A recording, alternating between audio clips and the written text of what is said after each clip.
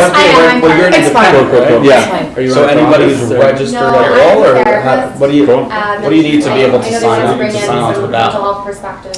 First of all, I have to get all I'm the not signature, very then I have to give it to the No, I board. mean the people that sign, do they have to be? They have to be registered Yes. For any party? any party. That's easy. It's easy because I can take it Republican, I can take it Democrat and Independent.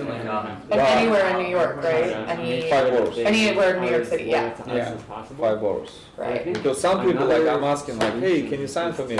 Oh, I'm not from here. I was like, where from? Oh, from Staten Island. It's like it's 5 hours. Yeah. Where you from? I'm from Bronx. Like, right? It's still New York. Yeah. It's like, you know why? Because everybody's used to people like us asking them, and for Zach, because he's running for District 6, he can only get signatures from people within this like 25 block radius. Something from New So York? they're probably used to people saying, oh, you need to the district, where do you 40 blocks?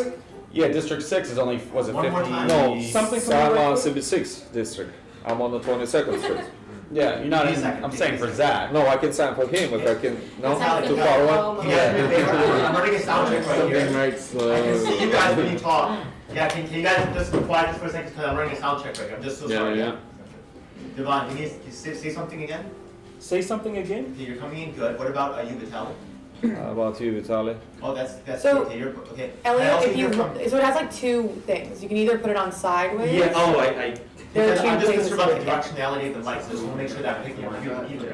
I'm Because sorry. if- Your name again? I'm Zeke. I'm not gonna be on Can you this say panel, so something? I'm never gonna It'll be in the- Yeah, honestly, I'm sorry, what's your name? if you, Zach wanna get the signature, he's going how far away? To like 40th Hey, Street? can you guys be quiet for a second so I can run the sound check? I'm so sorry, guys. Just give me a second, okay? Tara, can you say something? Hey, what's Guys, can you up? give me a second, please? I'm so sorry, yeah? Just give me a second, please. Thank you. Tara, can you say something, please? Hey, what's up? That's good, excellent. Okay, so just so you know, the sound check's looking good, so I'm not, I'm gonna turn this, okay, I'm gonna stop it. I'm gonna turn it off.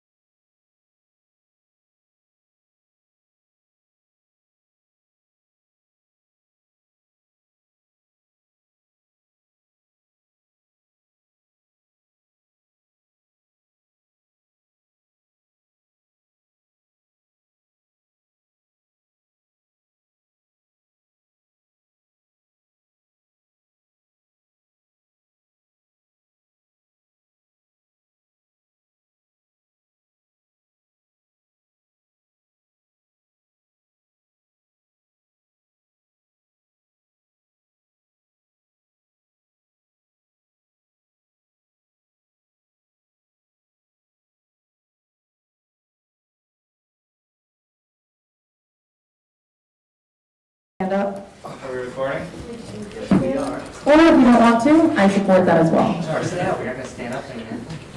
I have mixed feelings about this. I just think it's okay to not stand up. Whatever it is, You don't want we gotta to. hurry up. We're late. Okay, sorry. Don't worry about it. Okay. Oh, say, can you see by the dawn's early light what so proudly held at the twilight's last gleaming, whose broad stripes and bright stars through the perilous fights o'er the ramparts we watched were so gallantly streaming, and the rockets' red glare, their bombs bursting in air, gave proof through the night that our flag was still there. Oh, say does that star-spangled banner yet wave o'er the land of the free and the home of the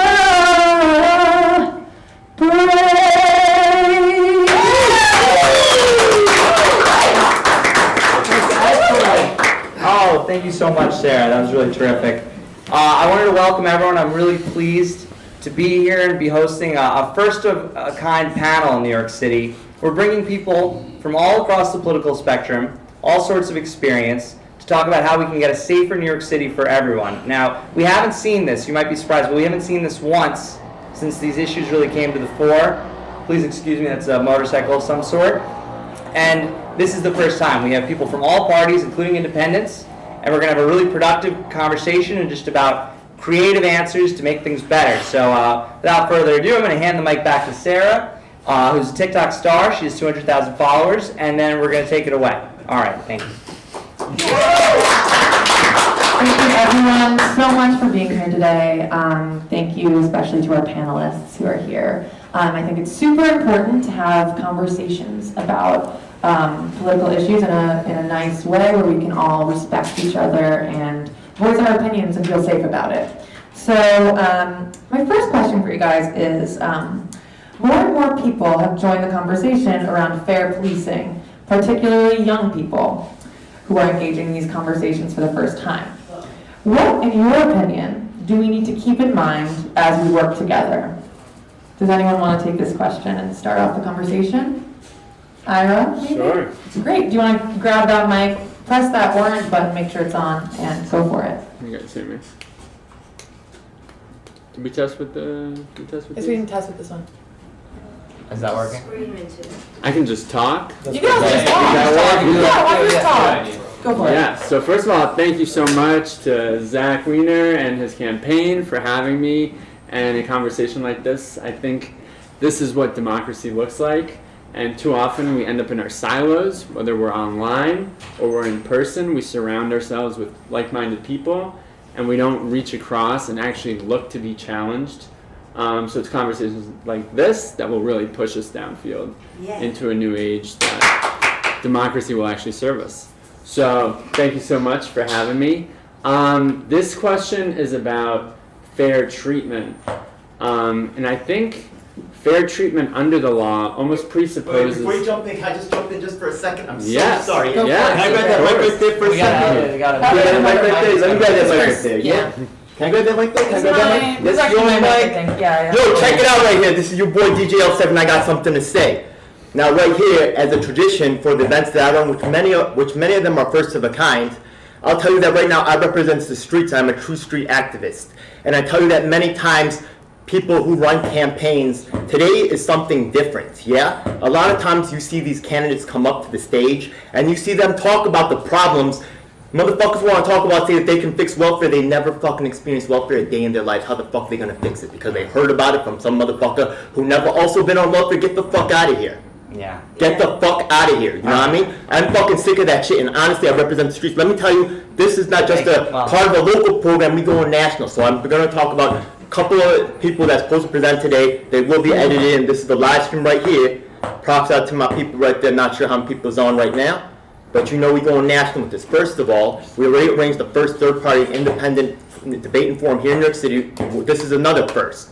Today we have someone with police experience. How many of y'all hear these candidates up here in every single other forum organized here in New York City? Props out to Zach Weiner, thank you. Thank you. Okay, for being willing to come and be a part of this. A lot of the establishment is not ready for something like this because honestly, they're not ready here for someone with experience. You ever work a job? Sarah right here, right? Yeah? What do? You're I'm a you're a TikTok star, right? Yeah. Star. Right now, there's people in Congress, 80, 90 years old, barely could turn on their computer, and they're about to pass legislation on you. How you feel about that? You know what I mean? A lot of channels getting shut down, especially political channels. A lot of friends being demonetized. You know what I mean? We warriors in this. We bleed in guts out here. That's right. We need your help. We need you to listen to us. Yeah. You know what I mean? We need you to fucking listen to us. That's and we're fucking here, and I fucking goddamn it, you know what I mean? We're, right, yeah. That's good. You don't want to laugh. I don't give a fuck. I'm saying this till I'm done. Hold up. Assange. Every fucking one of my events starts with Assange. Ali will be spliced in here. Assange right now is suffering every day to bring us the right to speech, and I didn't tell you about the National Project. You're not going to fucking get me off this stage until I'm fucking done. Hold up. The one thing I got to say right now is we're going to talk about independent Congress. Right now, New York City is in a unique position to change its things, and right now, you can join my Discord and my Slack because I'm organizing every single candidate in New York City. We're making the call. Because even if you don't win now, right, because this is historic time for New York City, because the number of council seats will flip, we can actually make change happen now. That's right. And also, because the redistricting, let me finish. The redistricting will happening because of the census, and that means the House of Representatives seats will change as well. So right now we are mounting to put real pressure. We also have much of Medicare for All. So stay tuned to the Discord. The link will be posted up. You know what I mean? And real fucking activists, how is the #1 fucking street activist on the street? That's fucking DJL7. That's right. Thank you.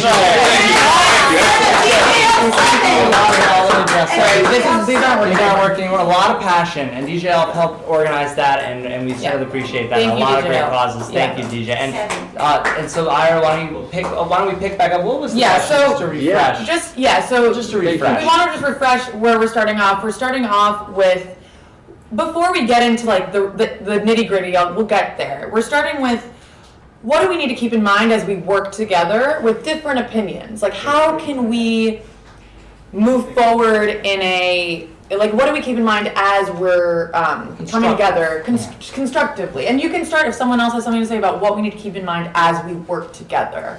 For new people. Yeah. Yeah, I have a lot to say about this. Go for it. So, again, thank you so much, Zach Weiner's campaign. For this conversation to even be productive, though, I think we need to actually start it as if we want to succeed. You know, start with the end in mind and understand that there is common ground, right? As much as social media may tell us otherwise and the news may tell us otherwise, and it may feel like we're so divided, there is a lot of common ground out there. And it's with the right attitude we can come together and find that common ground. It just requires participants who want that. So I think that is the #1 way to have a productive conversation, is come to it exploring for the common ground, not trying to reaffirm our own biases, Love that. Yeah. but to actually find where we overlap, and that's where we can act. I think too often we have agendas and we feel uncomfortable, like, you know, making alliances with people who aren't traditional allies. Right. But that sort of attitude needs to shift, and once that changes, I think there's a lot of room for success. Oh, thank you. Yeah. Does anyone else? Yeah, that was awesome. I totally agree. Anyone? Yeah, well, like, Yeah, Vitaly. I want to say thank you, Zach, because people who drew in from heart, and a young blood doing this some fresh and democracy. I'm really appreciated, guys. You invite me. Biggest issue in New York. I have experience in police auxiliary for 3 years. How I noticed in New York City, we got a big problem. First of all, it's age discrimination. Most of them state you can be police officer from 21 and no limit age, because you know when you get older, you got more experience, you got more life experience. and you're mentally ready to solve the problem in a peaceful way. New York State, 36.5, and it's mean like, if you're older, you're not allowed to join the police. It's mean like, how are you gonna solve the problem like finger trigger happy? The people want to get action. If you're some kind of person older, they can calm down any kind of situation, and it can be really simple way to resolve this problem. We don't want to get shooting. We see so many shootings like on the black guys for no reason. But if you do the smart way to calm down situation with oldest people, we can solve a lot of problem. And like for example, all these politicians right now, I got experience. You're already old, you're not going to change anything. You completely deep in the corruption, deep in the trouble. And like young blood, like Zach, trying to really change something. And from the heart. And they're trying to do honest way. No corruption, no any kind like trouble zoning, because they try to do from community, from local people who live around us, who get inspired from young kids, elders, to help the people true way, not get interest with the money, with all these broken promises. It's again, every year we got a broken promise and next year coming again. Zach, thank you for doing this. I really respect what you're doing. Thank you. Awesome. No, we're not doing questions. We'll take audience questions at the end. Thank you. Okay. So, Devon? Yeah, well, my point is, people say that they understand and they want to do this or they want to do that, but in all actuality, I take Biden for instance. He have yet to do anything for minorities. The first the first day he got in, he did something. He passed a bill for the LGBT. Within 100 days, the last 30 days, I would say, less than 30 days, there's been an uprise on Asians.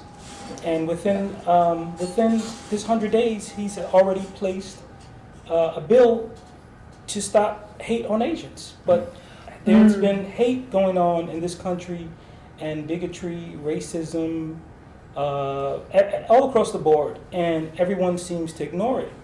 And everybody takes minority people for granted, and no one is willing to actually go and sit down with them and talk, go inside their living rooms and sit inside their places and actually get to see actually how these people live. Because a lot of people have no idea, absolutely no idea how the other half lives. I was campaigning in Highland, and I came across a lady whose husband died of COVID. She doesn't speak English. She's been in the country 40 years. And her husband died, and she never worked. And now she's living off of her husband's savings. And when his savings are gone, she's going out into the streets. She has no, she has no alternative. She has no help, no nothing. And people right now, if I didn't tell you the story, you wouldn't know she exists.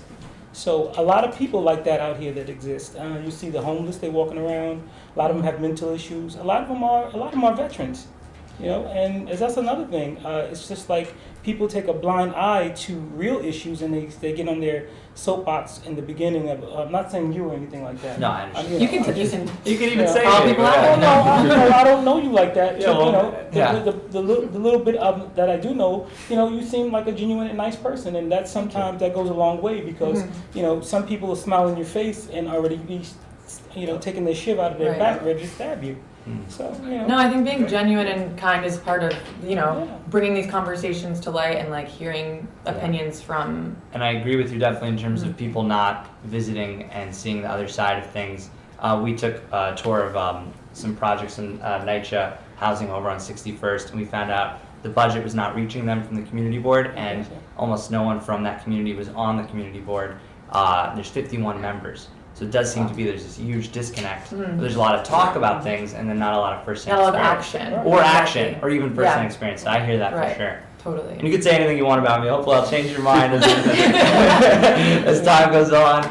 So far you're at 100, so you can walk backwards now. That's a real democracy. Atara, do you have anything to add to what we should keep in mind as we have these conversations and work together? Yeah, and if it's okay, as I respond to that, I also wanted to respond to the way that the question was also Yes, initially of phrased course. to the youth or to the newly engaged. Yes. So, Yes. also coming off of what Devon shared, so just to give you a brief sense of who I am, so my name is Atara Vogelstein, and I'm a licensed therapist. I'm a creative arts therapist. And so I first want to say that I really recognize the privilege that I have to even be here, to be in this room, and to be voicing my perspectives, and also that I feel really grateful to you, Devon, for being here, because you do bring a different experience and a lived experience that I think, as you were saying, so much of society ignores or takes for granted. Yes. And I want to just acknowledge the voices that are not in the room, and all of the people that are the most directly impacted by some of the issues that we're talking about: policing, police brutality, police violence, and how a lot of those individuals are not present. In terms of the way that the conversation is being presented, policing for the future, the future of policing. So it's really just saying there's a big conversation around fair policing. What should we keep in mind as we move forward? And to work together. I got it. You know. Yeah. You are moderating. The future of policing and public safety. So if there's anything that COVID has really highlighted that you also started to touch on, Devon, there is no such thing as safety for all. There's no such thing as public safety, right? What's safe for someone is not safe for someone else, and it's less safe for someone else even. Right. And that the constructs of policing and of public safety were actually originated in constructs of white supremacy. Yes, for sure. You know, to keep the power, the authority, the control in the hands, the pockets, the system of those who are already in power. Great. All right. Atara, I think that's like a great point too that you brought up, you know, when we're talking about policing, like how many people of color are really in the room, how many black people are in the room to talk about it. And that's a great point to even start off with, because we need to acknowledge that. Well, who's in the audience? We got Patty Ryan. I'm very excited to watch this, and we're continuing our discussions. Head of the Tenant Association over on the Amsterdam edition. Someone who's doing a lot of great work, and a lot of people in this community are. No, totally. And I think it's great to have people watching, whatever. Very It's just a good involved thing to just note as we move forward, like there are voices that are not in the room. Yeah. Can I So what's also the next? add- Well, we got a lot. So let's get on to the next question. Can I just add a question. couple things, because I think it's important to address the youth and the newly engaged. We're probably that you mentioned. going to get to questions that have to do with it at some point, Okay. but I think, why don't you start, I'll ask the next question and you can probably incorporate it into this question for sure. So, what are some concrete problems surrounding for you, the police and justice system today, and what do you believe are some constructive solutions to this problem, or like some points of views on this problem in the community right now? And Atara, why don't you start off for this one? Yeah, I mean, I think some of the biggest issues that are on the forefront of my mind are the over-policing that occurs, especially in communities of color, and how this just contributes to a continual system of violence and oppression toward BIPOC communities. And I believe very strongly in moving the paradigm toward a more restorative justice paradigm, so that we're not criminalizing, we are not further oppressing, further traumatizing these individuals and communities. Definitely. Awesome. Well, you can thank the Giuliani administration for that, with all of the draconian laws that he put into place that made it possible so that what you're talking about is going on today, because a lot of the laws were designed to round up black people or round up minority people, and they're being affected by that today. A lot of them have felonies, they can't get guns, they can't vote, they can't travel out of the country. There's a lot of stigmas on top of that just because someone decided, hey, I want to know what they're doing over there, and two, I like that neighborhood, it's getting ready to come up.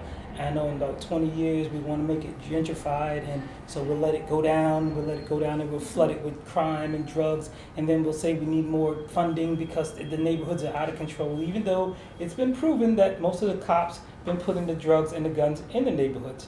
Like on Tuesdays and Thursdays, it's called Jump Out Day, and what they would do is they would get a snitch and they would give him drugs to go sell, and they'll watch him, and then everybody that they see go buy the drugs from him. And they'll give him mark money or whatever, and he'll go either buy it from a dealer or he'll sell to somebody, and that person will get change, and now they have mark money on them. And so now when they get arrested, they have mark money, so now they're in a conspiracy with, so now they got just a simple addict want to go and get high. Now he has a felony because somebody targeted him, targeted this area, and you can see it on Franklin Avenue. You can see it on in Flatbush, on Church Avenue, Flatbush Avenue. That's where I live. Yeah, you see it now. Just about 20 years ago, that neighborhood was just pretty much run down. The streets had potholes, everything. It's an interesting I mean, there's a lot of things to talk about with that neighborhood. You one block, it's like giant houses, pristine lawns, and you move over a block and it's like a totally different world. It's very racially segregated for sure. I want to jump in with one quick thing, which is I think that something great to be done right away in terms of what you're talking about and specific policies on Tuesdays and Thursdays is I think working with your local police officers. We speak a lot with Sergeant Rodriguez over here, and he liaisons with Patty Ryan and people in the Tenant Association. I think that can go a long way. It's super local action to make sure that stuff that is going wrong can be addressed. Also, the community boards have the power to bring cops to the meetings to discuss issues, and unfortunately, in our community board at least, there's not really fair representation. So So I think that these are definitely major concerns, which can be addressed at a super local level. For a simple fix, you can just mandate that police officers live in the neighborhood that they police. I love that. I like that idea. They're members of the community Right, exactly. that they are they have to policing. change the law they want, because right now, who is a police officer not allowed to work in the same area with his leave. That's if Well, I'm saying that should be changed. Yes. If he lived in the neighborhood that he worked in, he would have a more connection to the community. Yes, that's how you get involved in your community. If you live there, you know better, you know everybody. Just like politicians have to live in their community, so Right. doctors have to, in order for them to be residents, they have to be in a hospital in that neighborhood. If you want to be the president of the United States, you got to be born in the United States. So I have a slight variation on that, and I actually am proposing to pay officers 5 to 10% more if they live in the districts where they serve. And I think it's the right start to sort of push us in the direction that we want to see. Let's use the market forces that we have to get the outcomes that we want. I suppose we could look at actually mandating it. Or but I hire potential officers from the neighborhood. There are plenty of ROTC programs. There are plenty of people in the neighborhood that apply for police officers. Hire them. I love that idea, and that's a great idea to circumvent before we can pass the mandate right away after the pay increase. Although you're saying it's against the law. Against the law? Against the law. You can't work where you live. And one more thing, like I said, Oh, interesting. we have volunteers, 5,000 auxiliary officers in New York, 5,000. Most of them are people with a color, Asian people, and immigrants. It's mean all these people who is older, they want to join the police. They want, but they can't because age. And same people live on the project, they want to be in police because they know the neighborhoods, they know how to help. But New York law, nope, you're not interested. What is the law exactly? That's first of all, age discrimination. Second of all, if you're too old, it's saying? Yes. You have to be under a certain age to even become an officer. Yes, and second of all, if you live in this area, you cannot work in the same precinct. It's a law. Right, which is You have to. They're going to send you to different area. You don't know anything about where. And what is the purpose of that law? It's it's a safety for officers. You are a community representative to save community, not to kill community. Right. That's the main reason. If you live and work really good, people gonna respect you. People gonna help you. If you live in a different area, you don't care what's going on in there. Right, but you're saying the law says you have to live outside of your district. Yes, you have to work outside where you live. You can't be a police officer in your district. This is a classic example of the government being corrupt and passing laws that don't make sense. They're not actually there to serve us. That's a very arbitrary law, right? If we pass a law, it should be reflective of human nature or ecology. It should go back to some root reality that we're trying to put guardrails You have to for. push on Albany because Albany have to do this law. I have to talk to the Chuck Schumer. Sorry, I'm curious. So you said there's 5,000 auxiliary police officers? Yes. And are they able to respond to 911 calls, or how does it work? Can they just patrol? Back in the time, because I don't have a lot of knowledge because I came here 2006, but some police auxiliary officers was in the 911 in the district. Someone died. But one more thing, all these volunteers who volunteer for police, they don't have insurance and they have any kind of compensations. If they get killed or shot, city, sorry, it's not us, we're not going to pay you. And they don't have guns, right? They don't have guns. They don't have guns, no. They just have a brave heart, that's it. Oh, you don't have any? Wow. There's A stick? Yes. Yeah, you got a baton. I think this is a really interesting idea of having speak. people become police officers who are in the neighborhoods where they would serve. It also does concern me, though, with what you said of using this pay increase as an incentive to have people join, because I can also see that very much becoming a way for people to also continue to grab power or to be motivated because of that economic gain. And of course, in a lot of these communities, there do need to be more employment and economic opportunities. But I feel very strongly that the nature of policing needs to change. Right now, when I think of policing, I think of a way to keep order, right? To keep people in check. It criminalizes people. It reduces the humanity of people to have police responding to things that people who are mental health professionals could more aptly respond to, so that there actually would be a reduction in the violent responses and altercations and de-escalation in a lot of these situations where no physical force, restraints, guns, tasers, anything would even be required. Atara, that actually brings up my next question if you want to respond to that, but about 60% of wrongful deaths by police will involve someone who is mentally or emotionally disturbed.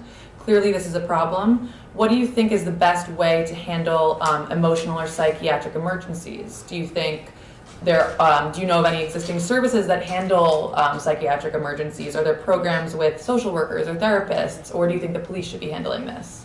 Yeah, so there are cases where you'll have mental health crisis units go out and respond to calls to 911 calls instead of police officers who don't have that mental health training.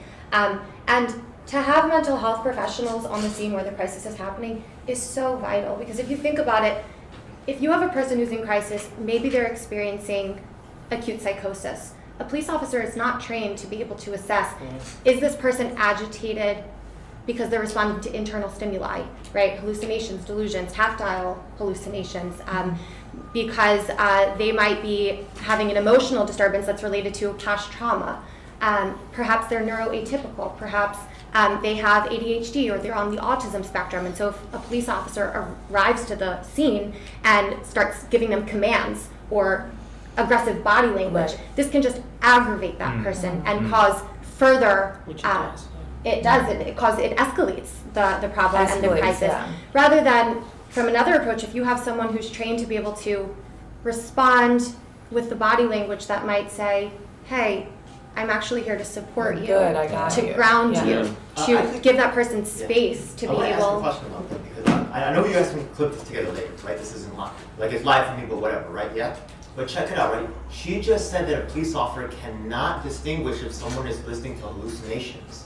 Would you say that's true, Vitaly? I would like to say we have to start from basic. We have to get the training for police officer. First of all, okay. Also, training and psychology training, because you have to know, because you have to do ECP, right? I think that I could tell if someone was hallucinating, but let me tell you something else. The thing is that, look, I'm a homeless advocate for a long time, and I'm very concerned about the rising role of mental health. Right, I know you guys edit this out, whatever, but let me talk about this right now, because honestly, right, being a homeless advocate, when the mental health people show up, right, a lot of times they take away your agency. I heard a number cited that these people have psychological issues. How easy to, once you say that they have psychological issues, to do things to them without their will, to do things without their agency. By the way, have you ever seen psychological, like in the prison system or in other cases, abused? Not yet. I'm going to ask Devon, because he's been in the system, right? Yeah? Are you going to hear this from the managers? Are you going to hear this from the doctors? No. What about someone who's been in the system? What about, I want to hear from him. Yeah, do you want to respond to that? Sure. Well, one thing about the system, let's take New York State. You have a bunch of rednecks, pardon my French, with an axe to grind, and a lot of them have these theories that the people in New York are wild and that they deserve, to be locked up, and that's how they come there they come there with that mentality. And it's pretty much, they have the run of the land. It's sort of like modern day slavery, basically. There's you have no rights, you're not even considered a human being anymore. You're a number. I'm so skeptical of the medical health industry. A lot of colored people are. There is a problem, though, because we do have a lot of people who experience psychosis and are criminally insane, and they don't get in front of a doctor, and so they're just sent to jail. Right now, Rikers is the largest mental institution. I think it would ultimately be better if we could get people in front of a doctor and compel a certain level of treatment, a 72-hour hold. And also destigmatize mental health Well, issues. have something different to say. And if we're going to get them to see a doctor, let's not get a doctor who works for the city or work for the state, and they have a vested interest in diagnosing people.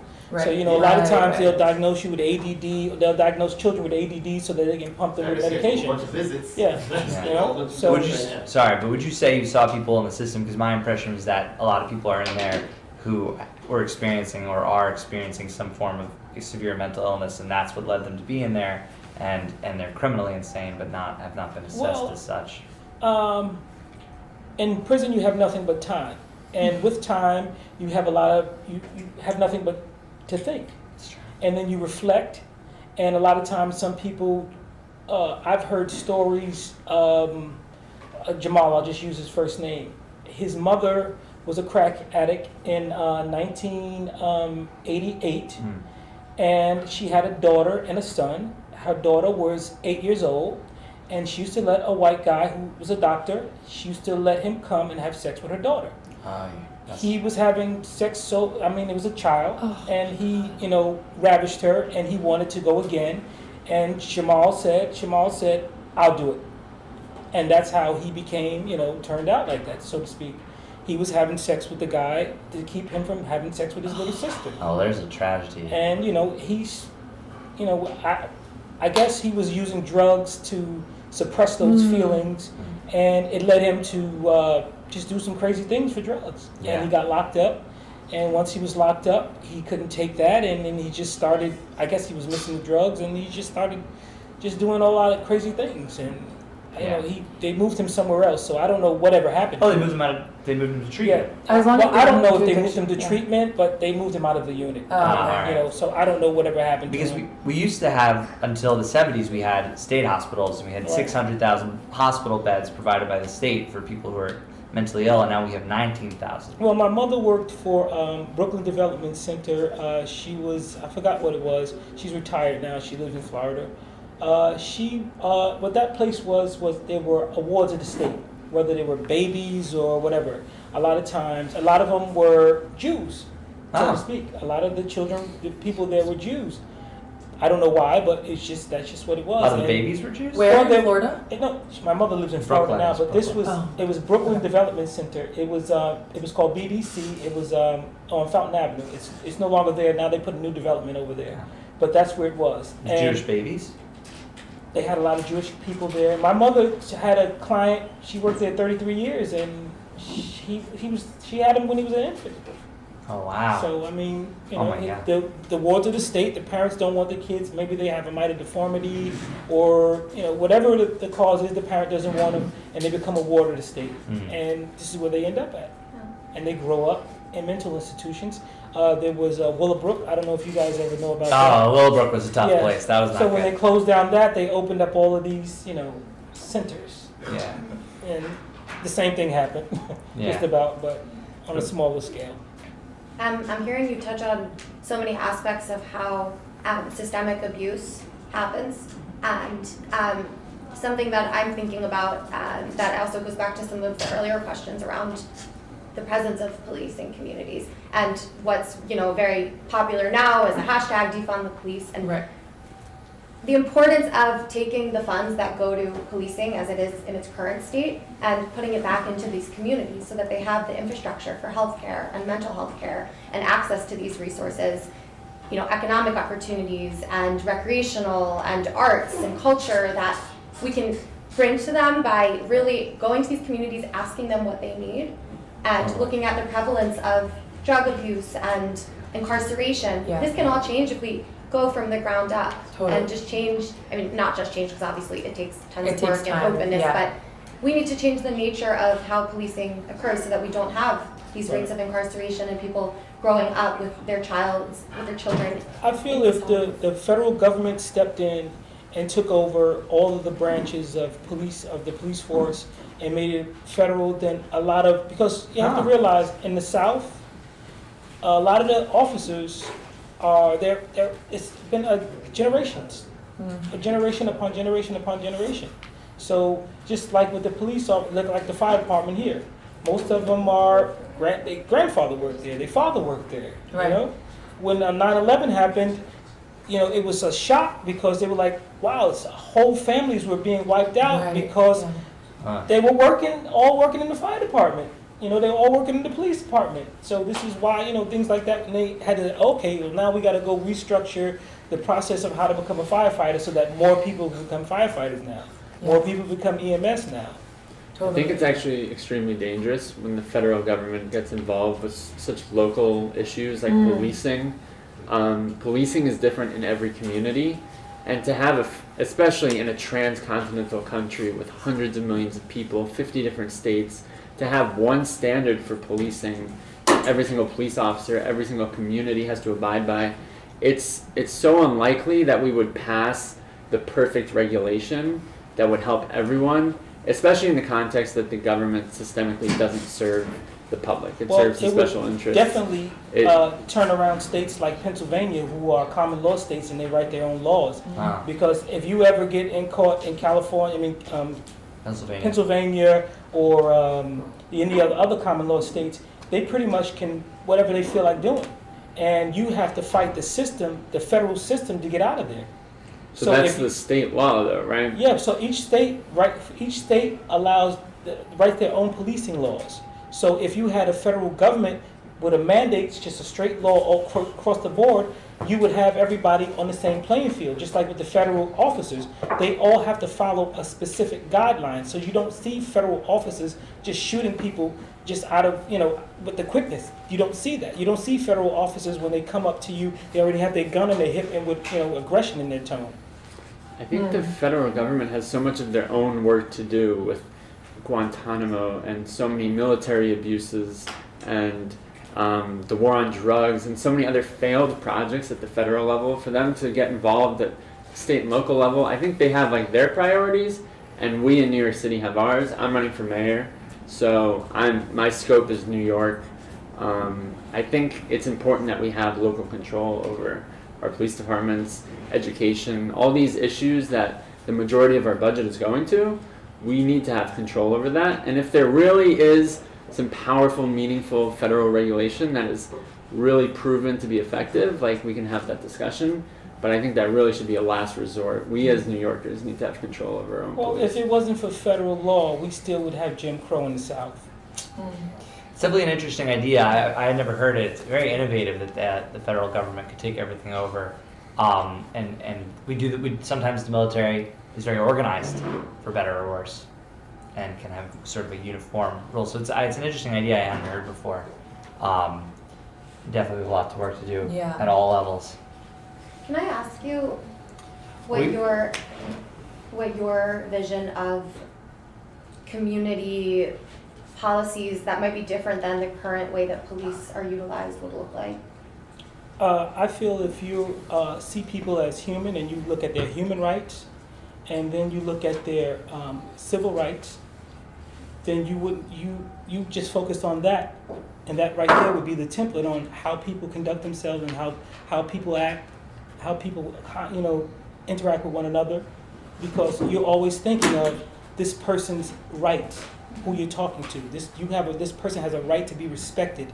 This person has a right to be assumed innocent. This person has a right. This is their right, inevitable right.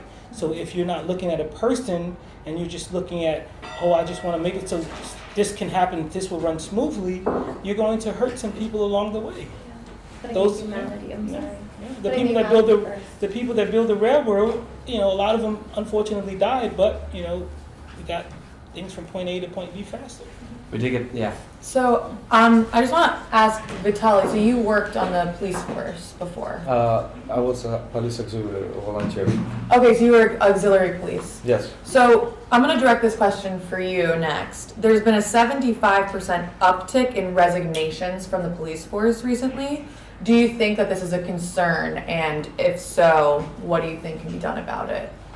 First of all, it's education. You have to get better education for police officer, better training. Like we said, we got psychology training. Have to see the person, not the object. The person. Have to get psychology training because you have to know how to talk. Because maybe you have to be friendly, even just like your pose to standing next to him, you can help you. Same thing, if you see how they do the shooting range training, it's just like head and the body with your heart. Because eliminate the targets, that's it. But first of all, you have to shoot the kill, then you can talk what's happening. That's called basic education. You have to get better educated police officer with psychology training, with more important MMA fight training. Because maybe you can prevent any kind of bullet because if you use your hands. Why? Because most militaries, like for example in London, police officers doesn't have a gun. They not carry a gun, they carry only baton. But they do have old experience with Irish party was blew up a lot of saints. And anyways, they don't have a gun. They don't have a killing like we got New York, not only New York, United States. Yeah. Ireland, no guns? In London, police officers, they don't have a gun. Ireland also. Only SWAT team, and you get something happening, then show up with a gun. Regular police, a cabbie, no guns, just batons. Yeah. Wow. That's what I want to say. First of all, training, education. Because a person came to police department, you already know, I'm right, you are wrong. I had experience like before I get auxiliary, I was just like a second-class citizen. I get ticket 3 in the morning in the train because I was sitting in 2 seats. 3 in the morning, excuse me, because I have an accent, because maybe I'm different looking and already got a ticket 3 in the morning sitting in 2 seats. Really? Wow. It's empty train. Why you give me tickets? You know. But again, if you get well educated, good knowledge, good experience, you're gonna be perfect police officer. Doesn't matter what kind of color you, because racism exists every time. White, black, Asian, there will be exist, never disappear. But if you do the law, each one responsible what they said, what they do, that's gonna be perfect. MMA, I love that idea. Well, that's what we're here. We try to discover real democracy. But I think that there does need to be a focus on addressing implicit bias and systemic racism. So I hear what you're saying about providing more education, maybe utilizing means of de-escalating a situation that don't require deadly weapons or excessive force. But we also need to do more from the ground up and from the top down, honestly. And from the top down, for sure. Yeah, to be able to address the implicit bias that exists so that a police officer might have this education, might have this training, but what really does that mean if they see a black man on the street and their stress response increases and they think this person is a threat to them, which causes them to react in a way that's different than they would to a white man? Yeah, sorry for interrupt you, but I give you a heads up. I was applying for Metro Police Department. They have age discrimination. I didn't pass exam, I was too soft. Instead to shoot in the head, I was using taser, all these questions. But they said, when you pass exam, first of all, you have to pass polygraph test. And the polygraph, simple question, are you racist? How you react to other race? If you pass all these polygraph tests, you police the department. But simple question, are you racist? This exists in Metro Police Department. In New York? I don't know if it's That's an great. interesting idea. I Well, never the heard that. polygraph, you can't trust a polygraph But test. unless you try to do Polygraph. something better for people. But also a lot of racist people don't think that they're racist. Yeah. Oh, well then I mean, That's like So that's called we need psychologists who are going to pass the test with you. Yeah. Who are What gonna do you tell know you. about polygraph tests? Because I've done interrogation before. You take interrogation? Well, What do you okay, know about polygraph I'm tests? feeling like interrogated by you right now, I am honestly. an interrogator. I can interrogate people. So, right, if you understand the Who science. gives you the right to? let's take a break. Honestly, it's like super rude. It is what it is. It's like making me very I find it uncomfortable. rude. I find a lot of the way that I'm being treated rude because I'm an activist and I know a lot about this information What are your I'm statistics sad about polygraph tests? with all my knowledge and information and my perspective, right? Yeah. Let's take a look. We're talking about police reform. Right now, Asians are targeted, but my voice isn't being heard. All we're talking about is black. How long has that been going on my whole life? How many times did I go to the police station and ask to file a report, and they didn't even take the report? You It's know what I mean? interesting. Do you guys even want to hear about what my experience Of course, is? I didn't know that you were. You know what I mean? And you know what? Maybe I am rude. Maybe I've got to be rude because your voice is worth more. So I have to say more. Well, do you want to because sit my down? words are I'm happy to worth have less. you. You want to join the So, panel? I am Come sit on the- outspoken, and I'm a true activist. And Come that's sit what on the I am. panel. You Come know sit what I on- mean? Yeah. come sit down. You know what I Come mean? sit on the panel. I had to fight from the bottom. Totally. You know what I mean? Yeah. Why don't you sit I have to fight for this. sit between Atara? I don't do this because this is a hobby. I do this understand because that. my life depends on it. Absolutely. I have people And that that's have why- died from medical. You want to talk about mental health professionals? Some of my friends are dead. Dead right now. I could say that Jonathan McGovern from Staten Island. Dead right now. Yeah. You know what I mean? I could say the names. What about DJ, you? we remember that the goal was to have a very much a constructive and that's a too polite bad. conversation, and I totally agree. And now you'll be on the panel, and I think that's good, and you've had a lot of good additions so far. So we'll keep going, and I think Right, and I totally just want to have like a positive conversation. I want to have very positive, But I totally agree that like Asian racism is Not a even- huge issue now it's as a big well. problem. It's a big problem. And we I'd hope love Stephen Lee would be to here. hear your opinion on it and how you've experienced It's it. also if you would shared like by to the talk about disabled. Other groups that it also represents, such as trans groups. When I interviewed you and I asked about every single one of those, there are people like Theo Chino, who right now is undergoing extreme suppression by the mainstream media. It is his work that made today's event possible. We're gonna have a video It is statement his from him. research, as in terms of getting the names of all the candidates together and the voting blocks. You don't know what work goes into making events like this possible and who has sacrificed. So if I seem rude right now, it's because I see people that have sacrificed who are not being honored right now. No. And I cannot, Theo Chino, thank you. Thank you. Stephen Lee, It's right good. now. A lot of passion. You know, yeah. A lot of passion. People and that's sacrifice good. so much. And that's what we want. We want passion. What do you know about the sacrifice? But just no, right. We just want passion in a positive way.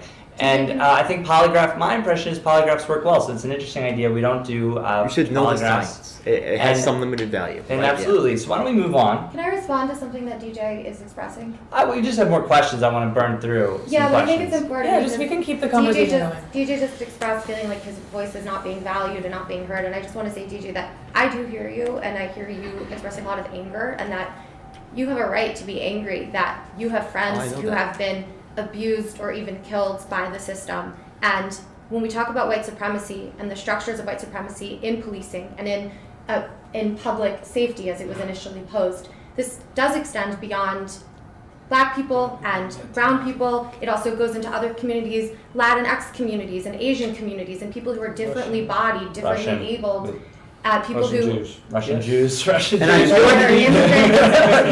Jews specifically. From being an activist in the scene for over 20 years, I feel like often we're presented with a false choice, this A-B, this mainstream media approach, right? I feel like the thing is that the racial stuff I deal with in every aspect of my life, it's just too bad. I'm going to deal with it, but I want accountability from the police. I want to find out what works. I don't need any platitudes. I'm going to understand. You're not going to understand my racial situation. That's okay. I'm not mad at that. You know what I mean? Yeah. Let's just make this shit work. Well, we're on our own mainstream right now. That's why you organized this and you did a terrific job. We brought everyone together. We need candidates that are willing to listen. And I think Sarah's doing a great job so far. No, moderating. I totally appreciate, and I appreciate that. How many candidates are trying to build policy without even asking a police officer? Right? They're having all these forums. We have police officers and person who's been in prison affected by the system. This is what we need to hear from. That's right. Activists who have been working on this issue, right? Versus candidates. Why would you think they know about everything? No. You know what I mean? And are they going to listen? Are they going to listen to the people? What did you say? It's broken string of promises. As an activist, how well I know that. How well I know that shit. Totally, DJ. And we're tackling that, DJL7. We're tackling that today, and I think that's why this is so productive and good. And I appreciate the passion. Yeah, and you did a great job organizing this. And Sarah, thank you. You've done a great job moderating so far. And what's next? What's next on the docket? Sorry. That's a good question. I like it. And and you know what? I thank you for being here. I know that was tough. I know the perspective just came down left field. I'm sorry about that. I appreciate you being here. Thank you. Listen, I appreciate your opinion, and I really care about your opinion, and I want to learn things from you. Trust me, I do. I think my specific question was, the thing that put me off was that it was about the polygraph test. That specifically brought that out of you. Yeah. I just listened to a shit ton of true crime podcasts, and that's what I know about polygraphs have been wrong. People are forced into falsifying, doing confessions that aren't real. They're interrogations that go wrong. That's why I was saying, if you ask someone on a polygraph test, are you racist? How can you really trust and be okay, you're not racist, you can be a police officer. There's real problems. No, it's not point to say polygraph is going to resolve everything. But a basic thing, we're already going to ask the person. Because I know the polygraph test, I know what question to ask you to make it seem like you're No, I know. But giving an example. When you get an example polygraph test was a kind of psychology person who know what you're lying or not. A lot of people talk about stuff they don't know what they're talking about. That's my concern, right? They just. But we're bringing up all these issues to resolve this issue, and all this problem. For example, black, Asian. I think when you bring up one problem on top of each other, you divided us. Okay, I so think the best way we have to be, we're we're human beings. We live on the planet Earth, Yeah. and we important for everyone. I don't want to divide it because I feel like a second-class citizen because I allowed to vote for president, but I'm not allowed to run for president. And I'm still, you know, it's like Russian got slavery 1,000 years, and it's horrible. Serfdom. Plus, we got military service for 25 years for free, and it's happening. But again, I came to this country for freedom, opportunity to meet beautiful people, different race, because it's a country. That's what we love, America. And I'm proud to be American, guys. Oh, good. I like to hear that because especially New York, we're the most diverse city in the world, in the history of the world. And I think if we can make things work better here, and I think this panel is a great example of this, where we have constructive, open-air conversations, and what a great sign it is for history and progress. It's a true. When I came to this country, I was a racist homophobe because my country, society, teach me what's right, what's bad. I'm not gonna like other candidates. Oh, I believe in black, I believe Asian. I came to this country already racist because my country teach me. Gay people bad. Yeah, Russia really is. Black people bad, Asian people bad, only white people good. Right. But I'm honest, I said, yeah, but when I came to this country, I changed my mind. Because that's an opportunity to change it. That's what I'm changed, and I'm proud of this. Some people are gonna say, I'm a super Democrat, but inside, fucking racist.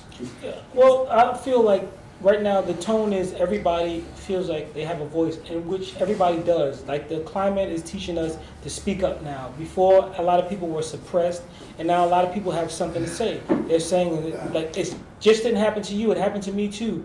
Everybody experiences racism. Everybody experiences some form of, dictation or some kind of negative run-in with the police. Not everyone had a good run-in with the police, and not every police officer is bad. You have to realize that they come to work every day with a fear that somebody is going to shoot them. Somebody is going to kill them. There are over 5 million guns on the streets today. And how many people are in New York City? We have like 5.7 million people. So there's over 500 million, there's 5 million guns on the street throughout America. So that means there's enough guns to supply everybody in New York City. And they're shooting every day. Every day. But I'm just look at the horror of that. Yeah. These many guns just floating around. Yeah. Just floating around. That's terrifying. That is scary. Yeah. And I heard an interesting thing from this girl that I'm not quite dating, but we're involved, and she had an interesting point. Lola. Yeah, Lola, not Kat. No. She doesn't know. It's because she doesn't want to be. I said I'm on with my friend. She told me a really interesting brain development thing that if you're exposed to a more diverse environment in every way, in terms of race, sexuality, everything, it actually develops the front of your brain. I don't remember the names. I'm not so good at this stuff. Prefrontal cortex develops. And then when they'll do tests on you, like the test you're talking, well, not a polygraph exactly, but any kind of test to test, someone's biases. And if they were to scan the brain, a different part of your brain is activated more. If you have experience, it's almost like a learned practice. So I think that's another great thing about New York and why we have a shot here to do better. Actually, yeah, That's a great point. developing The fear is really real, and that's a good thing to consider too. That we talk a lot about a lot of training, but fear management. I mean, that's hard. That's definitely you can move on. Yeah, it's the same thing when you send it cosmonaut, and for 1 year there's specific psychology training because people are going to be mad at each other, kill each other. But we pay the training to send it. That's how it's works psychology. Even though it's like scans the brain, whatever. It's like brain is a chemistry. It's all this chemical reaction, and it's working. They do a lot of researches and know how to conduct. Can you imagine like for 1 year on one ship, one person, it's like a mate. One day you just want to kill him, like because my friend, he grew up with astronauts. Sorry to interrupt. You're saying astronauts? Yeah, astronauts. Yeah. Because Cool. people it's crazy. He was we playing together in the same neighborhood. We playing, and he got a stepbrother. They've been living at a different age, probably 6 years, but both of them end up in the prison. And one day when they meet each other in the freedom, he cut his head off. Who cut? 2 stepbrothers. Oh, he cut his stepbrother's head off? Yes. In what sense? No, the point is like, wow. Where were they? At home? Yeah, they want a home. They're two step-brothers. Well, one thing that was interesting that I think that we're That's headed hard. towards was, I think we're starting to talk about Russia, gun or- control, right? We talk about violence. No, I think How can we- I think you cut him off. I'm so sorry. I'm so Yeah, sorry. no, I was asking, I'm just in Russia then? Yeah, it was in Russia. It's like when I grew up in my neighborhood, because I live in the project 12 years. It's a Russian project. We got a toilet, but we got a shower on the public on the first floor. Have to go female, male. That's a project, real project. Oh my God, you had a dormitory bathroom there. Yes, it's like the whole family. When coming back home, it's a fight. All these adults fighting with broken glass, and you just, oh, excuse me, let me go home. I have to finish my homework. That's a project. That's my use. Same here, same in the projects here. Yeah, it's like, but and then this one, you call police, you're gonna show up in 5 minutes, or we're there 5 hours. But I'm not proud of this, but I understand the people who live there say like how they struggling, because I know I'm living in these shoes. I understand. When we're here, we're gonna share the knowledge, experience to come with the good ideas. Other politicians, they got a mansion, they got like assets like $10 million. How are you gonna talk to help the people? So you have no idea. We're gonna right now spend the time to discuss all these problems. Instead, we can go to watch movie, lay down, to do TikTok, and play. But we're here Definitely do because TikTok. But I'll see you on there. I'll see you on there later. Yeah, we're gonna make you a TikTok. You gotta follow me though. DJ, I'm not sure if you wanted to respond to something Vitaly had said. I also would like to, but if you'd like to go first. The moment's passed. I'll let that moment happen. That's good. That's good. Yeah.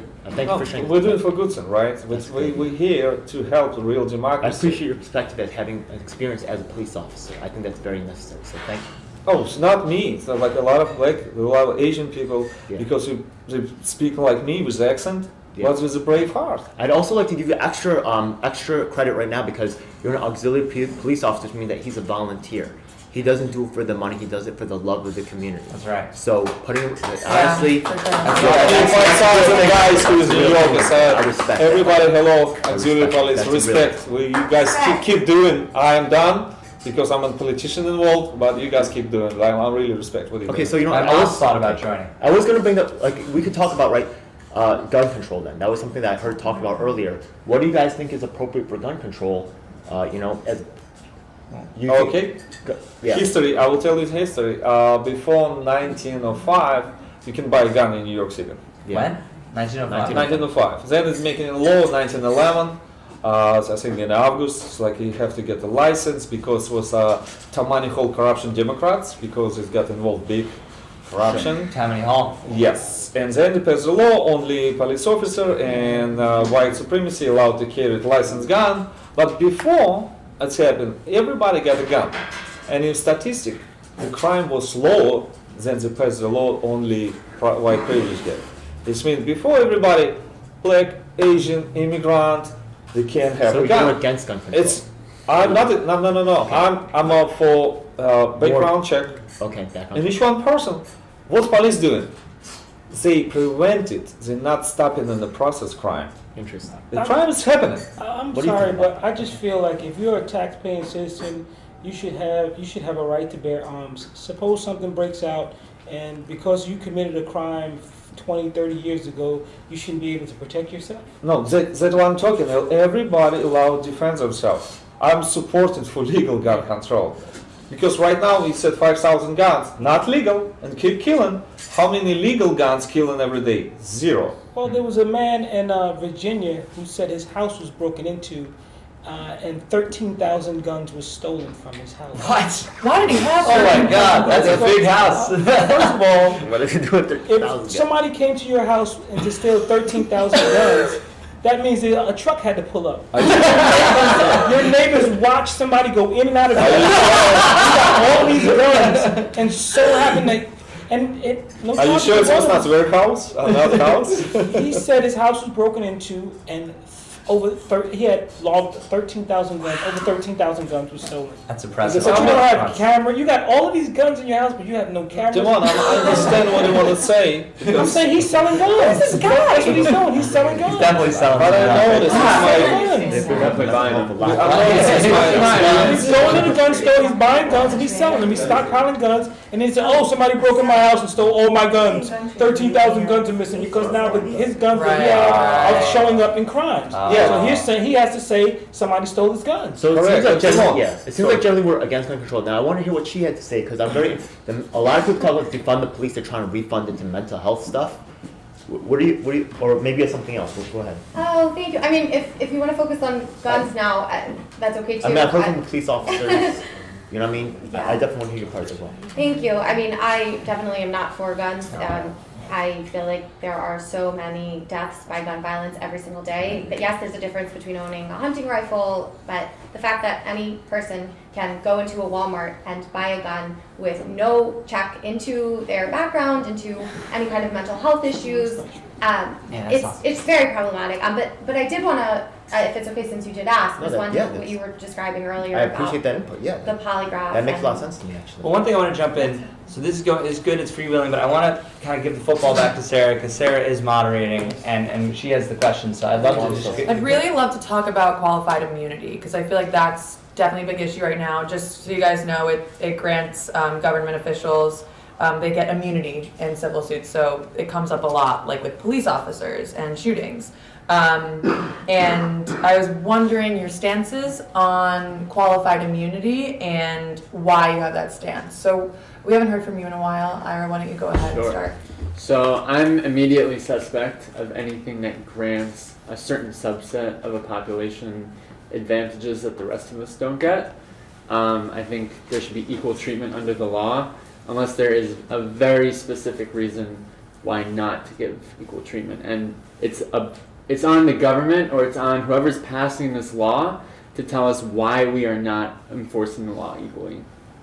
So I actually haven't heard a good case for it. I haven't heard anyone really come out and defend this is why we have special treatment for government officials. This is why we have special treatment for police officers. I haven't heard the case made well. As I understand, this is a Supreme Court interpretation. It was never passed by law. I think, especially given that it is only for government officials, and the government is proven time and time again that it's corrupt. So to protect arguably the most corrupt citizens, obviously not everyone who works for the government is corrupt, but it is a subset of people who are prone to corruption because of the power that they have. And the fact that we are going out of our way to defend them by law and take away some of our recourse as citizens to get justice through civil suits, I think that's inherently wrong. So I'm not for it, but if somebody made the right case for the history of why it came to be and why it's still applicable now, maybe there is a subset of cases where it would be appropriate, but that case has not been made to me, and I can't defend it as such. No questions, right? I think it would be beneficial to open at a certain. Well, let's go around everyone, and then we'll open to questions after. Yeah. Anyone want to respond immediately to that? Well, I feel if you're at work and something happened that's work related, you're not held responsible for that. If you did something negligent, you should be fired. But if you did something criminal, then you should be prosecuted. Let's say someone working for General Motors and his job was to tighten the bolts, and he didn't tighten one of the bolts, and somebody drove the car and they crashed because the bolt wasn't tight. Should that person go to jail for murder because he didn't tighten the bolt? No. It was a mistake. It was, But things again, happen. if this guy put some kind of bolt in a nuclear factory and forgot it tight, I think it's a human mistake, and you have to be responsible for this because one car, one person. But like Fukushima or like in Russia was 1986, whole Chernobyl. Okay, but Chernobyl, yes. That's for cleanup. But was he criminal when he did it? Did he do it with the intent? No, Right. He didn't intend to do that. Yeah. That was not his intent. I don't believe officers go to work with the intent to shoot and kill someone. And if they are going to work with the intent to shoot to kill, then yeah, that's criminal. Well, give us an opportunity to prove it in court. Right, exactly. If the burden of proof is on the person bringing the suit, don't stop that case from happening. That's what qualified immunity does. It stops that process of justice from even taking place? It kind of like protects the person that's working. You know, if you're at work and you did something, you know, just out of sheer, I just didn't do it the right way, or, you know, you shouldn't be held liable if this product hurts someone. Huh. No, I think you have to be liable. For example, if you do inspection with a jet flying, you have to put it anti-frozen liquid, and he didn't put it, didn't check it, because he's responsible. Okay. It's then yeah, that's something different. That was his job to make sure that there was coolant fluid in there. And if there wasn't coolant fluid in there, then he didn't do his job properly. That's what I'll be on the same page. Interesting. Now, whether he did his job, now if he didn't put the coolant fluid in there because he wanted a crime to take place, that's one thing. If he just did it because he forgot, that's something else. Now, I'm glad that Vitaly talked, because actually in my interview with Vitaly, we talked about the fact that they built a bridge. They wasted millions of dollars, right? And then we can see that a lot of people want to socialize everything, but I need people to be careful about that, right? I've been part of political organizations for over 20 years, activist, working on, and I've never seen any organization not get into this thing where they kind of protect a certain established class and they leave the rest of us out to dry. Interesting. So the thing is that when you talk about qualified immunity, right, yeah, not only is qualified immunity going on in the court system, but there's qualified immunity going on everywhere that's leading on to huge losses for our system, just like that bridge to nowhere. Funny thing is, politicians, you know, they have qualified immunity. Yeah, You know, that's we don't get in trouble I think for we laws all we equal pass. under the law, all We equal. win. But we have to be responsible for all the stuff. Yeah, qualified immunity just lets people in power hide behind their actions and not to take accountability for their actions. It's a shield. That's not all And, it does. and You're not on the panel. it doesn't value human life. If we continue to allow these instances of brutality, of neglect, of abuse continue, and there is no accountability, that just allows for further abuse to occur. Is it And that you're we do totally have a immune? question. I think it's fair to bring it into a Q&A. We're almost, I think, through. All right, you want to go to Q&A? I think in on this questions? specific, because I think the question that Sherry has is around Yeah, qualified I'm just immunity looking through. or a statement or whatever. I think, you know, if you'd like to take the floor, I think that'd be appropriate this time. Well, I was also interested in having everyone introduced formally. We did that already. We're not doing that. Oh, okay. We did that way We'll before. have closing remarks at the end, but I think it's around qualified immunity. Okay. You don't have a question. It's become clear you don't have a question. The qualified immunity. You don't even have a question. Why in the world would a man or a woman wake up in the morning and want to go out there and possibly get shot with no immunity? Well, I think qualified immunity, my understanding is that it gives you some. I'm not honestly well versed enough. My impression is because I'm running for city council, I try to really focus on what I can do. It doesn't seem like we'll be able to necessarily have much input on that. But my impression is it gives some leeway for the people who are in charge. But I think, to Devon's point, if someone's criminal, committing a crime, a police officer in any area of society, they should go to jail. I don't know how qualified. Was that your point? Yes. I think a lot of this also goes back to what Vitaly, what you were bringing up about when you're in training to become a police officer. You said that what's needed is there's a polygraph test and you check off a box, am I racist or not, right?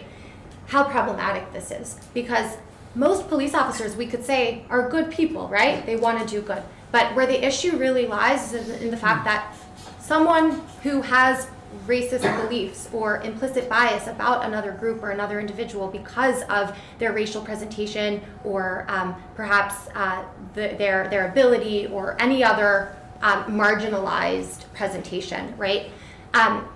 This gives them the ability, without holding them accountable, gives them the ability to just continue in whatever actions, behaviors they're already taking, But I asked you without taking ownership of where they do have room for improvement, where they do have racist beliefs, where that implicit bias actually costs us the value of that human life.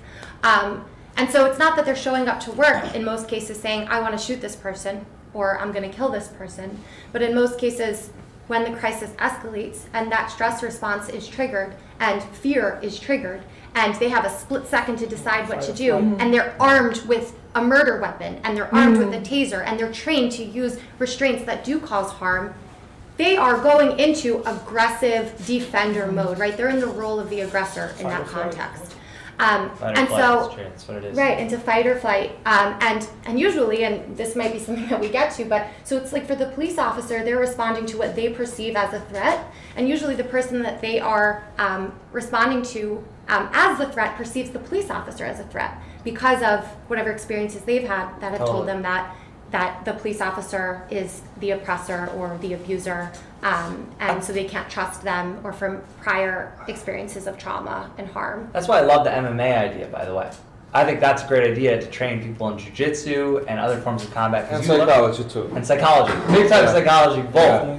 Because you learn, if my brother has been doing jiu-jitsu, I can no longer spar with him, not that I ever was able to, but because he's trained. But a huge part of the training, surprise to me, is restraint and controlling use of the fight or flight, and knowing how to not hurt someone in a fight, because you're doing tournaments where you're hitting each other, but you don't want to injure each other. So I think that's good, that in psychology. Yeah, same story. Like in Japan, you didn't hear the story how many Japan officers have killed the suspects because they get really well trained in Japan. They do stuff right over there. Yeah, it's like, like again, why is there a lot of Fake news. why a lot of kids get resist arrest and running away? Because image of police already hurt themselves. They already know what's happened next. That's why kids running, not kids, adults, because you know something happened really bad. Yeah. If you was like really good reputation and a good experience, like okay, officer, what's wrong? Well, no problem. Get my document. You ready to go? But already know something happens. That's why it's just try to escalate and run away because you know I'm gonna get shot. Yeah. Why can't they You be know, shot with also- tranquilizers? Also, if we They look at instantly if we look at other knock them fields, out. right? Yeah, not No just person, no problem. Yeah. If you look Because at he not just cannot the defend field of, himself in the court. the professional That's world, the right? main there reason. is That no person legal cannot defense for defend negligence. himself. When it, You when see it what I mean? wears But off, qualified the immunity tranquilizer. doesn't necessarily follow that same standard. So if you look at other legal Yeah, I know, but standards, why do they get a mentally special police, case? Yeah. that person, You know what I mean? Right, no that's right, BS. totally. I see Yeah. that. the right person For can sure. sue you, get more and more money. All right, thank you. Great. Let's move. What's the next question? I think, you know, I think we've had a lot of Good debate. good Good debate. discussion. Not even debate. I Not think debate. we've all, you know, I'm in the middle. Sorry. My You said debate.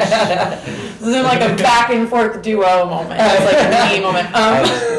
But you know, we had a lot of Evening conversations, evening little moment, it's some lollipops. I really appreciate getting to know all your perspectives, and I'd love to transfer to a little bit of a lighter moment. I want to know, what is something happy that happened to you guys during quarantine? Got you through it. What got you through quarantine? Oh, I like this. So who would like to start with that question? Is this the final question? This is the last question. You can also bring up more through this question if you can. I think can of it. tell what's happened because I was a moving company, Oh yeah? and when it happened, Wait, COVID-19. what's your moving company? I'm moving people from one place to another. I know, but what's it called? It's not. I don't Have a want name? to. No, I don't want to put it because people are gonna say you promoting company. Okay, you're right. I'm just wondering if I've Yes. used your company to Yeah. move before. I was thinking, The point is, I want to say the people. I was volunteering in New York City cares about the foods, like 86th Street, everywhere, Brooklyn, Queens, Bronx, to get the food. I see how people united at this one time, and I want to say minus. I move a lot of rich people upstate, they're buying houses, upstate, Virginia, North Carolina, New Orleans. They're the people who say, I'm for people, they're running away from the city because they have money to hide it. Traders. Like, what's it called, Andrew Yang. Oh, Right. I go to California Yeah. because I have a house. Right. But most of the people who's working on the front, who's get most hurt, they was united because they try to help each other, they work together. But rich people who is like, I'm a politician, we will help you. Well, you know, oh, I'm somewhere in Florida. Yeah, that's a big moment. Benedict Arnold. Good people stay together, bad people running away. I love it. That's a great one. I love that. Sticking together. Ira, what about That's you? what we are. Anything- Good people. That's just the How to get beginning of through. Angry Yang's betrayal. That's just the beginning. All right, Ira's gonna take it away. I was one of Andrew Yang's top guys in New York. Yeah, straight well, up. we're gonna get to you My in a bad. second. Just Ira's gonna My say a bad. happy thing that You're got good, you through. DJ. How did I get through quarantine? What got me through quarantine? Yeah. I'm a musician. I play the piano. Right. And I think, it's just like an incredible creative outlet that, has worked wonders in my life. And I wish that like everyone had the same opportunities as I did growing up to have piano lessons, music lessons. I went to an art school. And I think we're talking about police reform tonight. I think by the time the police are getting involved in most of these altercations, it's too late for justice. Like, we could have given everyone involved in that situation more opportunities before, And most of the time we're sending the police to clean up that mess. And people don't want to commit crime. It's usually a result of being desperate. Yeah. It's usually a result of some law that didn't support them or actively oppressed them. So I think, music got me through the pandemic, and I think if everyone had more music, everybody had more supports, everyone had more opportunities, and the laws were actually built more equitably, we could really see a big difference in our police reform and our police outcomes. So I hope we can sort of as we go forward and think about solutions, how do we change the laws? Because the police are just enforcing the laws, and if the laws are unjust, how could we have anything but unjust outcomes from the police? Totally, and piano. And piano. No, and arts education is important, and that can change a person's life just having that outlet. If you have musician here, because I'm a... See, we'll find something else for you. You could do sports education. Do you dance? Yeah, of course. Okay, so we'll have dancers, we'll have pianists. What about over here? Atara, did anything nice happen to you during quarantine? What got you through? I wanted to just respond to what Ira just said. Right, of course, go for it. I can also... put it all in one little thing. Just something I'm thinking about. Newton's law of motion, right? An object in motion will stay in motion. An object at rest will stay at rest unless acted on by an outside force. A person who experiences trauma will stay in trauma unless attended to or treated. A person in power will stay in power unless we are working collectively and independently to change the system. And so just some things that I'm thinking about and to bring it back to quarantine, something that I'm really grateful for is that as difficult and as much grief has been held within this past year, and anger for so many injustices that have occurred, I have found gratitude in being able to have space to introspect and to do more of this work for myself, to undo some of the ways that white supremacy and these constructs that do harm BIPOC and marginalized groups, to begin to further that undoing within myself. And I see this as such an ongoing process that I really hope all of us can continue to take part in. Black, Indigenous, and people of color. Oh, I didn't know that one. 3 or 4? Black, Indigenous, people of color. It's a term that refers to Black, Let's use it as simple language. I'm an immigrant. I'm not with it. Don't marginalize me. So while this year has I don't been- keep up with that. while this year NYU has crowd. been They really incredibly sped ahead on the packed lingo. with things that are very sorrowful It's mainly and NYU. unjust, I see it also as an awakening for this country and for a lot of the world that this is urgent work. This conversation that we're having is urgent. Human lives are at stake. So I hope that each of us can continue to take that responsibility, to take that burden, to not do further harm. But Excellent. And what made you happy? What was the happy? Well, she got to work on herself. You got to work on yourself. It was introspection, and that brought you happiness. All right, DJ. Next up. DJ, what about you? What brought you happiness during quarantine? Would you say, if you had to pick something? Okay, so I've been an activist for 20 years, and I've struggled so hard to put together organizations that can really, make things happen. But this year, after the presidential election, there's a larger amount of political activity that occurs. So I've been able to find a network, and props out to Ali, props out to Theo, because the heightened amount of political activity, it's a special time, and this run really allows things to happen. I'm really allowed to make connections with people like yourselves. And this is a very powerful thing that we're doing here. So really the power is in the network, and by working together we can achieve more. Coalition, right? And right now I've just made a connection with the Green Party, Libertarian parties. They're on board. We're talking, and we're a National Progressive Party, and we have one of the few third-party progressive, one of the few professors in the nation who specialize in third parties, ready to make a national presentation. So I'm so excited about the growth of this program, and we're so excited about candidates like you who may serve the backbone for the races in 2022 when we try to put pressure on Congress to enact new laws. One thing that I liked about Zach said that he's in this for what, 20, 30? Oh no, you said 30 years. How long are you going to be in this, man? Not that long. I'm just running for city council. I just do it one part. I'm going to be in city council. I want to represent my neighborhood. I'm going to be in this for another fucking 20 years. You know what I mean? This guy right here who was at 24 hours outside solitary confinement is torture. You know what I mean? Yo, we was out there, you know what I mean? There's a lot of people who are suffering every day. There are people who are suffering right now at this moment because of policy that we can change now. Yeah. You know what I mean? We can save lives. for all the people that have lost people out there because of the bullshit, I'm on your fucking side, and we're fucking coming. That's why I'm happy because we got a new team and we're almost ready for national distribution on your local cable access. Excellent. There are two things from production I want to capture real quick. I want to hear from Devon what you were happy what got you through quarantine, and then I'd like to go around and pop off to each person, have them introduce themselves because I don't think we got that at the beginning of the panel.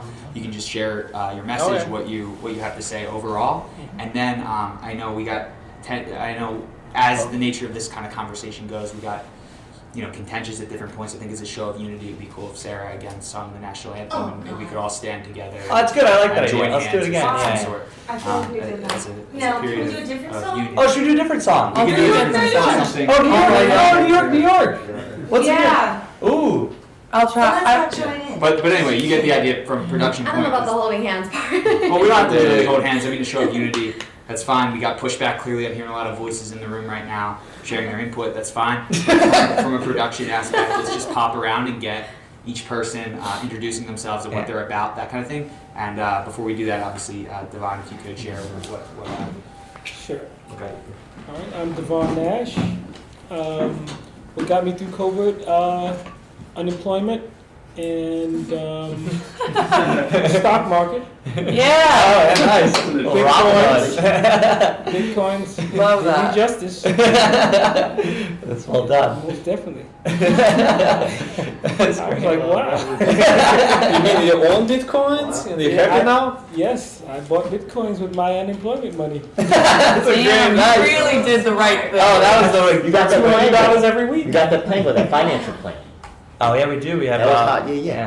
Yo, Universal also, basic Tino also investment. messed with that. This is what it's all about, networking. We building, baby. Totally. All right, great. And just for reference, also in terms of the production of this, we're going to have clips we can send you. In addition to the overall wide, just different clips for your campaign from different cameras. If there's specific moments we think you'll like. Thank you so much. Really good. Yeah. Thank you so much. Post on your stream. Could we pop around and get the the introductory type of thing? 2 seconds. Oh no, you're fine. This has gone great. You didn't say what's happy for you. Thank you very much, Tyler, for asking. We have a cat, Frank. You might have seen him prowling around at one point, and that was very helpful. We take him to the stairs. We let him loose in the building. Like you said, a lot of rich traders fled. Everyone in our building fled, except us and the president of the building. Tell a story about Frank. Oh, it was funny. So the super of our building, his name is Frank, and our cat's name is Frank. And Frank got away, our cat. Now I'll tell. I'm in the middle. I thought you were telling me.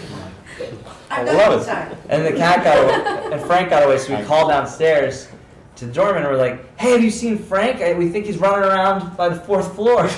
And they're like, what are you talking about? He's running around loose. He's loose in the building. This is they thought we were talking about the super. That was the story, right? No one isn't good for stories if you interrupt in the middle. That hurts the momentum. Okay, so I weighed that. Do I want to? You didn't weigh it. I saw you do it right away. You did it reflexively. Do I want to interrupt and tell it right? This one is not right. I want to be sure which one is right. This is the true story. It happened with me, so I really know. But you didn't call 911, right? No, 911. I go downstairs to Kano, our night doorman, and I said, would it be okay if I took Frank to the 4th floor? So he said, what? I said, it'd be fun for him to get out and run around. I know he would love it.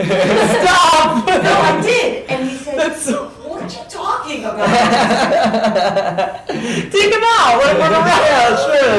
That's really funny. That's really funny. Yeah, Frank, the She human did Frank me to is- tell the story. That's a good story too. I like it. That's a better one. Are we ready to do the one shots? Intros, yes. Intros? So, what do you guys want us to get? Because we're almost out of space. Okay, which one can Just award an them? introduction from Ira, from Vitaly, from Devon, from Atara, and of course DJ7 as well, just so we can cut it up in the beginning. And one Sarah too, right? How much time we give? 30 seconds? Give me a little bit. Yeah, you know, just a couple sentences. Okay, cool. You know, cool. take your time, and if you have something to say, you know, share. Yeah. But not like a pontification. Should I start from the desert with Moses? How my family starts? Yeah, go from Har Sinai and then. Should they plug their like? Absolutely, yeah. Talk Oh, about your what website, running if you want to for make sure and your everything. website, yeah. Yeah, your Okay. website and that Thing, kind of yeah. stuff. Yeah, absolutely, yeah. Pithy. Cool. I don't have a ticket. Are we rolling?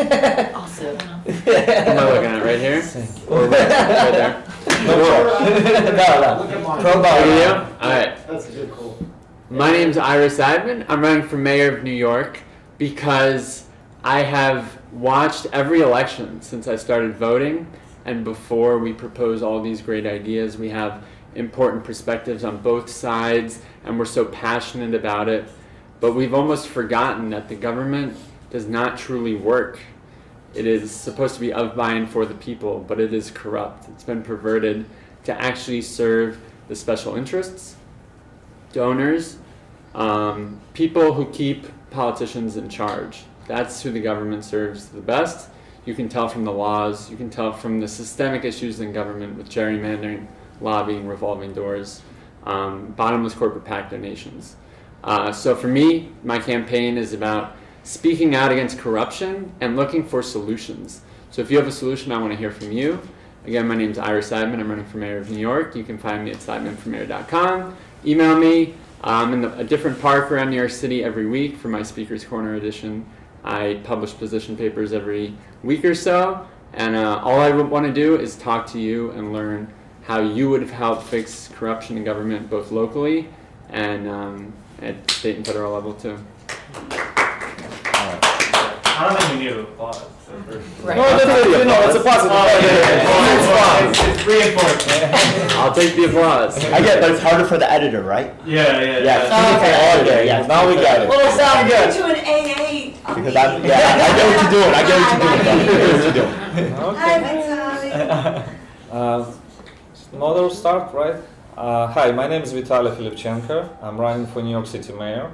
I'm immigrant from Russia. Became for tourist visa, overstayed, was not legal, afraid everything. Then I became a green card holder, then I became citizen, then I get my moving company for 10 years. New York City struggling, not 1%, exactly who is immigrant, who is a small business owners. That's what I'm running for mayor, to help that people who need the most of the help. Because first of all, we can solve this problem, not corruption, what's right now is going on in the city, with all big money, politicians promising broken promises, but not fixing anything because they've never been in the shoe, small business owners, immigrants, who struggle with all this stuff. If you want to help me, my website, office at vitalyformayor.com. You can send me a mail, you can send me donation, or you can be a volunteer for me, collect as a petition. Thank you so much for participating. No problem again. It'll sound good in the clip. It's like, oh, there's a crowd. Well, we can sound effect. All right, my turn. Which camera am I on? Sarah. Sarah doesn't need to do it. Well, No, Sarah, she might as well. I just don't think they insist at all. No, you're not running. I don't know. I mean, All right, go for it. Go for it. That's part of the panel. no. Elliot requested it. Yeah, Elliot requested it. You really got good people. I mean, I'm doing behind this for my reel. Yeah, I And for the conversation. Can we also try it where you introduce? Oh no, I got it. the Well, no, we're gonna do these because it's more editable this way. I don't want to introduce it. I'm gonna have my own thing. Yeah, I get that. okay. Yeah, that makes sense. Hi, my name is Sarah Coffey. Hi, my name is Sarah Coffey, and I am moderating this conversation today. I am an actor and a musician and a TikToker, and I care a lot about local politics right now, and I'm really glad to be here. TikTok-ist. Sorry, can I do that again? Hi. That's it. I think it's That's all right. He's right. Oh, you're gonna let him get one. All right, you got it. That was really good. That was really good. That was really good. Lady R it over. Yeah, Lady R. We'll edit it as sound. I'm looking at this camera. I'm looking at that one. Okay. And hi, my name is Zach Weiner, and I'm running for City Council District 6. My website is zachweiner.com. We organized this panel today because we wanted to have a conversation that was productive But overall, my campaign, we're not waiting to get elected to get things done. The things I promised today, I'm acting on tomorrow. So please come to my website, contact me. I love to talk. I love to talk anytime, and I look forward. It's an honor. Thank you. There you go. Why in the world would you do that? There's still a lot of tension in the room. We'll be setting the Why would you ever do that? It's good. We're gonna be able to edit that out. I probably had a good take. All right. You're like a MMA fighter. Boom. I'm win. We can all use a moment of Yeah, this is a fighter. Yeah. Yeah, put it again so we have that as an answer. I don't want me to. Just do it. Just hit it. If you're gonna hit it. All right. Thanks. Real team player. All right. Oh, I'm Devon Nash. I'm here representing the little people of New York. Just here to put a little challenge to the candidates to let them know, what the little people need, what the little people are wanting, and kind of like bridge the gap between us. Network.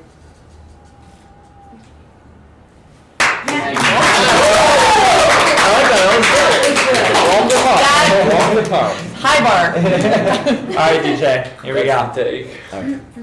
Yo, check it out. It's DJ Yo, the new one more time. Yo, check it out. It's DJ L7, the #1 street activist. Yo, check it out. If you guys don't know, I'm on YouTube, but soon to be banned probably. So check me out on my other platforms. Now, I'm interviewing every single candidate running for office in New York City. That means if you are an activist, it means that if you are a candidate and you're looking for other candidates to build a coalition with, or if you need to be heard, I'm your man, yeah? By the way, this isn't just happening locally, we're also doing this on a national level. So if you want to talk to a candidate, if you're a candidate yourself and you need help, join my Discord. Hey, God bless, and to see you on the next one, all right? There we go.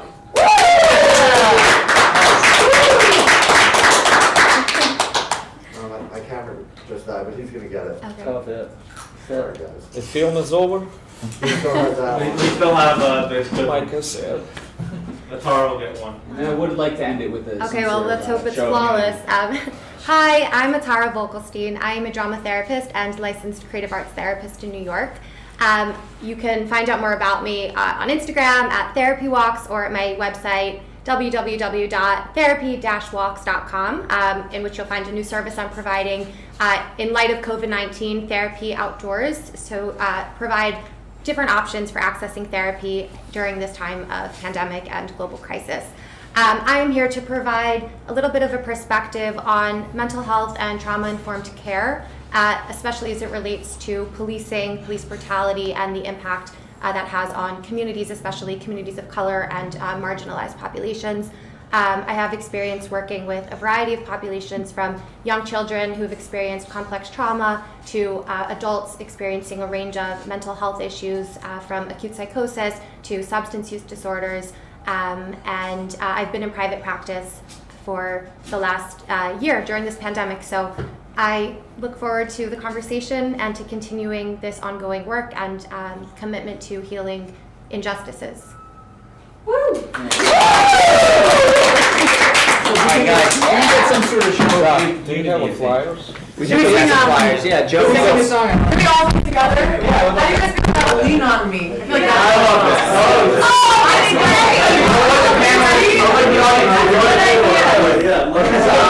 Sooner. We should Can I stop the stream? Okay, ready? Looks like we're gonna sing or Is something. he ready? Is he gonna hold it? I'll leave it back real quick. I'm sorry, yeah? Just, Give us a second of the fire introduction. everyone knows this one, right? Everyone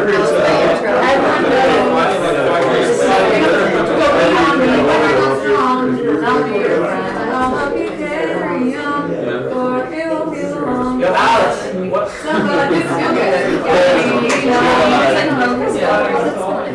it. That's all we're going to do. I encourage everybody to stick around for a little bit, have a drink, or mingle as the work stops. It doesn't stop, You all did such a great job. So great. It was fun, right? Yeah, I think it was